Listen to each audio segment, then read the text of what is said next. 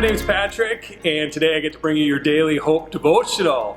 I don't know what your living situation is like right now, but I'm guessing you've been hanging with the same group of people, whether that's your family, spouse, roommate, for a number of weeks now, and you might be noticing things about one another that are starting to irritate you a little bit more.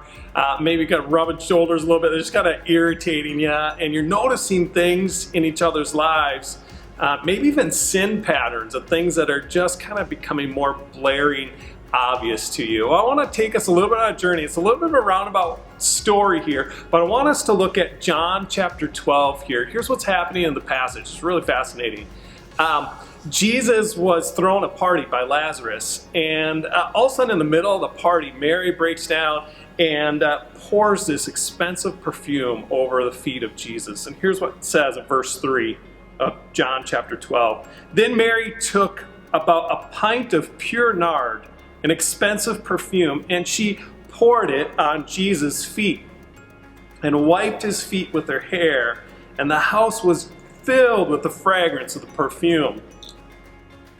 But one of the disciples, Judas Iscariot, who was later to betray him, objected. Why wasn't this perfume sold and the money given to the poor? It is worth a year's wage. He did not say this because he cared about the poor, but because he was a thief.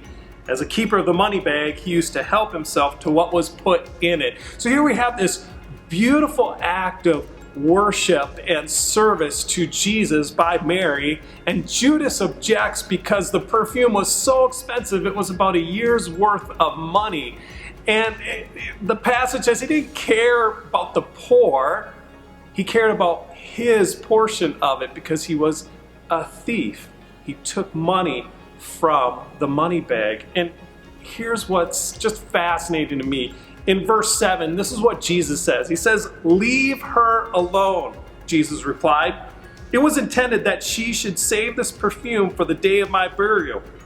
You will always have the poor among you, but you will not always have me with you." It's striking to me that Jesus never addressed the shortcoming and the sin that Judas showed and revealed. Never once did Jesus say, "Judas, you are a thief and you do not deserve to even be in my presence." He doesn't do anything like that. Instead, Jesus points to the beautiful act of worship that Mary did to him. This was freeing to me when I looked at this. In fact, when you look in throughout Scripture and you look at Jesus' life, he didn't point out every single sin he saw. That wasn't what he came to do. He came to point others to the Father. Maybe instead of focusing on the shortcomings of the people around us and the sin that we sometimes so easily see in others, we point people to the beauty of who Jesus is. Maybe that's being more Christ-like. Instead of pointing out sin, we point people to Jesus. That's my prayer for myself, for all of us, that as we live in close proximity with one another, that we point people to Jesus instead of pointing out people's sin.